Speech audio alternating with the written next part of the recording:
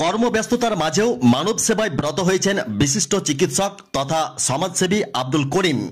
চিকিৎসা পেশার সঙ্গে বিনামূল্যে স্বাস্থ্য চিকিৎসা পরিষেবা দেওয়া তার নেশা হয়ে দাঁড়িয়েছে।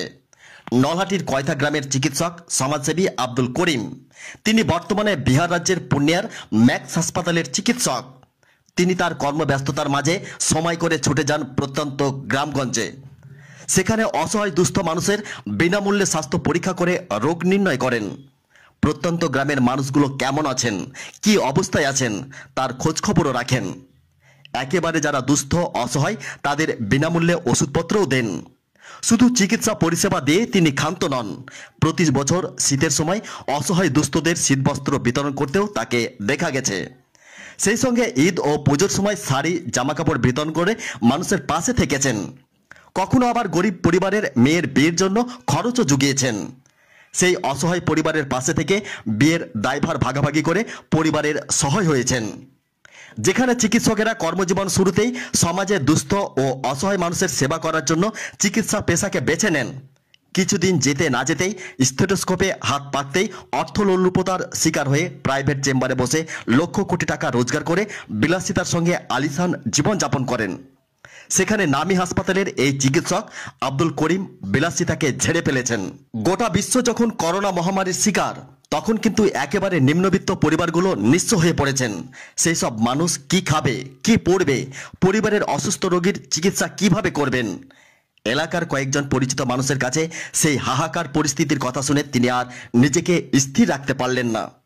তখন 2021 সালের ডিসেম্বর মাসের 23 তারিখে সেই দুস্থ পরিবারের রোগীর চিকিৎসার জন্য বিস্তীর্ণ গ্রামে বিনামূল্যে চিকিৎসা পরিষেবা দিতে ঝাঁপিয়ে পড়লেন।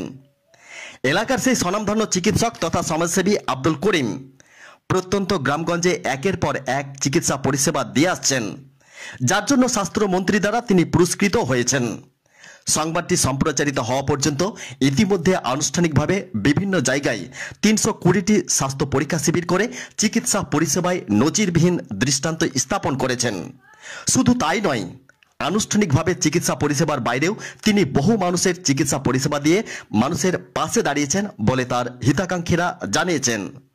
Bureau report, Nalhati news express. এই কক্ষের মধ্যে আমরা পেয়েছি আমাদের এলাকার একজন স্বনামধন্য ডাক্তার আব্দুল করিম সাহেব, যিনি বর্তমান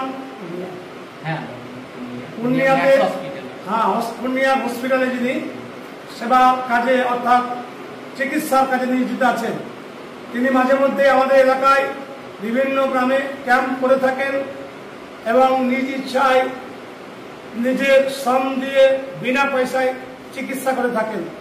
তাই আজকে আমরা আমাইপুরের মানুষ, আমরা ওনাকে এলাকায় পেয়ে খুব ধন্য।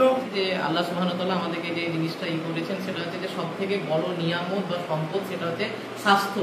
তা সেই স্বাস্থ্যটাকে আমি এটা মনে করি যে যদি সেই নিয়ামতকে আমি রক্ষা করি তো এটা আল্লাহ সুবহানাহু ওয়া তাআলার একটা ইবাদতই করা, উপাসনা করা। ফাসকুনি আসকুরুন ওয়াসকুরুনি ওয়ালা তাকফুরুন, যে আল্লাহ বলছেন যে আমাকে প্রতিটা জিনিসে তোমরা আমার প্রতি কৃতজ্ঞতা জ্ঞাপন করো, অকৃতজ্ঞ হয়ে যাও না, আমাকে স্মরণ করো, আমিও তোমাদের স্মরণ করবো।